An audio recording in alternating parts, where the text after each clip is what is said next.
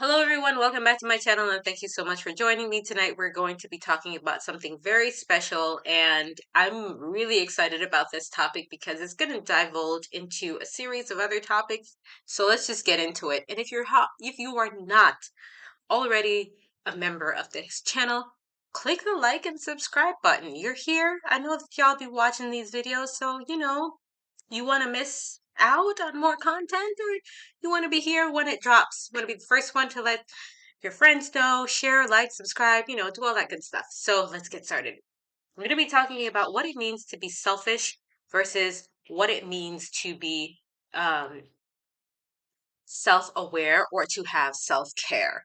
And I thought about this topic very, very long and hard because I feel like the two things can be easily misconstrued, and it's a really big topic, especially as we are moving into the age of personal development, and everybody has a coach, everybody wants to be a coach. People, yeah, people are talking a lot about take care of yourself and make sure that you put boundaries in, and you can't have a great relationship if you don't know who you are.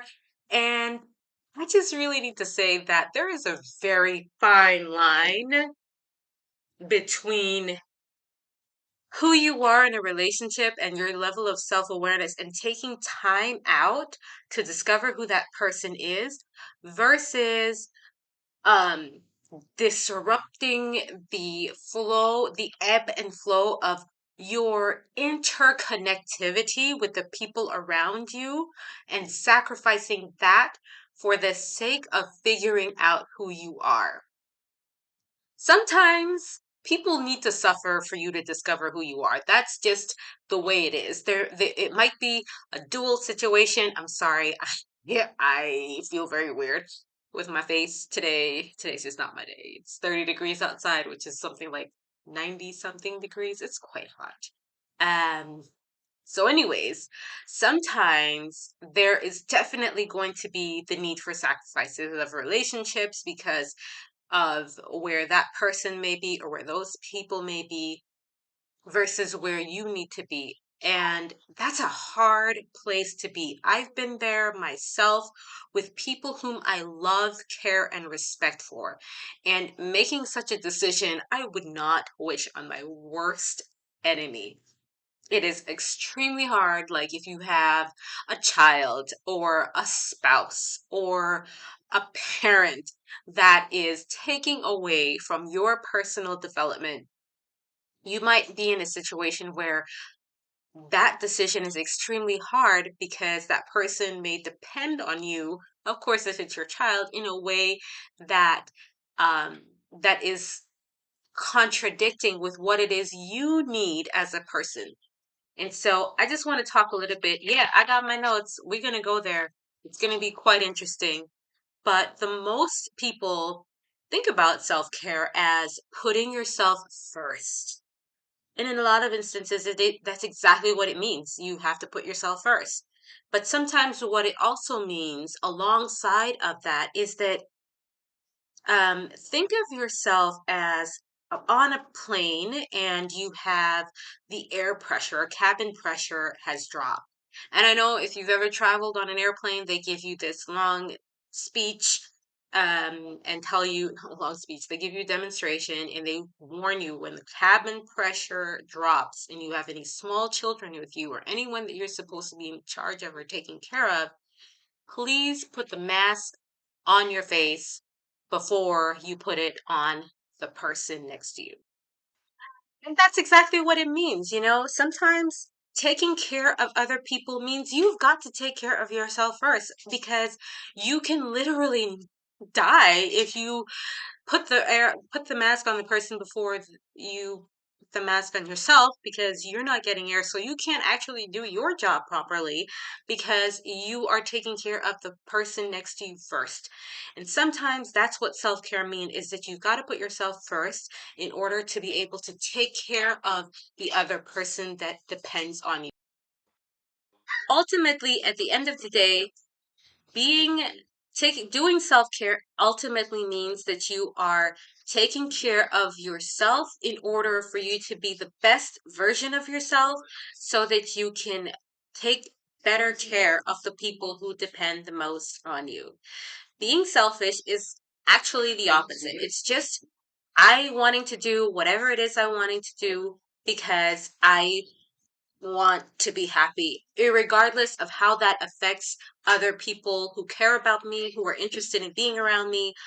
I come first 100% of the time. And honestly, I think that sometimes it's actually important to be selfish because we have probably experienced something that we were probably too nice, or we put other people before us and we didn't get what we expected out of a relationship. Or maybe we are learning how to establish healthy boundaries with those around us. So we have to be extremely consequential in the way that we deal with certain people. No compromises, no exceptions, just making sure that the person that you are dealing with knows that this time you have got to come first. I also found that sometimes people feel like it is absolutely necessary to be like that all the time because maybe they have gotten hurt in the past by someone who took advantage of them, and that the nice person always finishes last. That is something that is a mindset that a lot of people have because they have been hurt by someone in the past.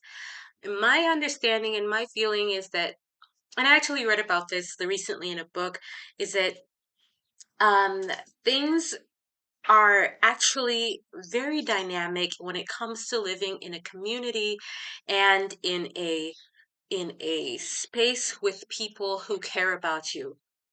Ultimately, you don't want to always practice selfishness because the nice guy doesn't always finish last. People remember when you are nice to them and when you are considerate to them. And ultimately, I found that in a community setting, teamwork is always best. Looking out for other people means that you are also looking out for yourself, and people know that they can actually depend on you and rely on you to be there for them when they need someone. Giving that impression and building that reputation with people is what builds communities and makes them productive.